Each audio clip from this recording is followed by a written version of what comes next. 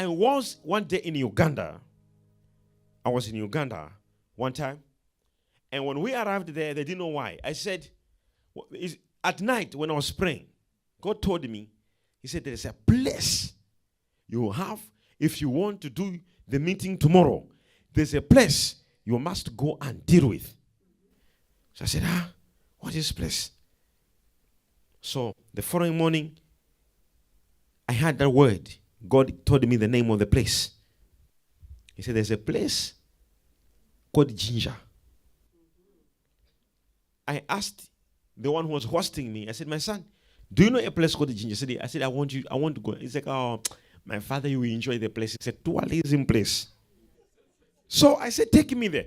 So they took me, and they were all thinking, I'm going there.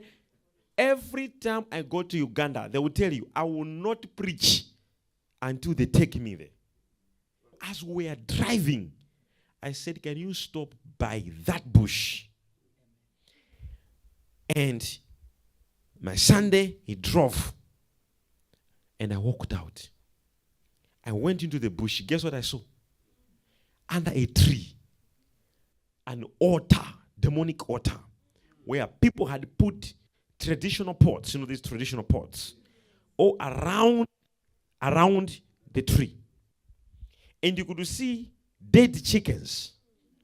That they actually, some died a long time ago, some you just see around that place. I said, I got it. I went back into the car. I said, this is serious.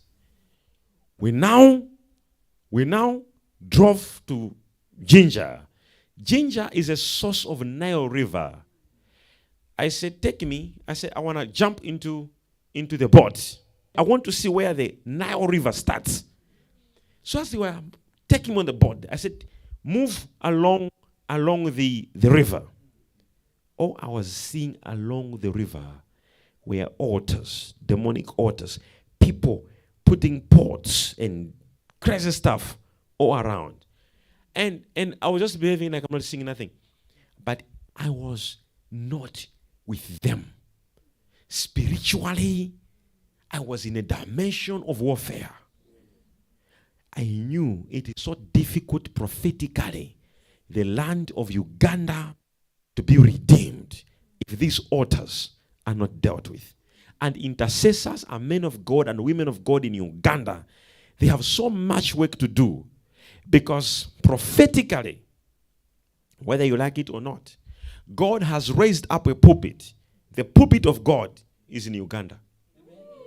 You didn't hear me. But they will never get it. And it will, trust you me, until these altars are broken. As much as it is, Uganda was supposed to be a headquarters of the glory of God. But the altars of the land is polluted. And his intercessors, men of God, women of God, to pray and fight. But they will never.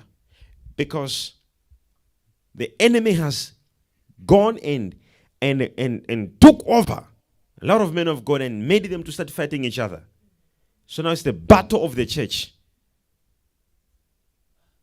So I'm moving there, and they are moving me. And I'm like, oh, this is crazy.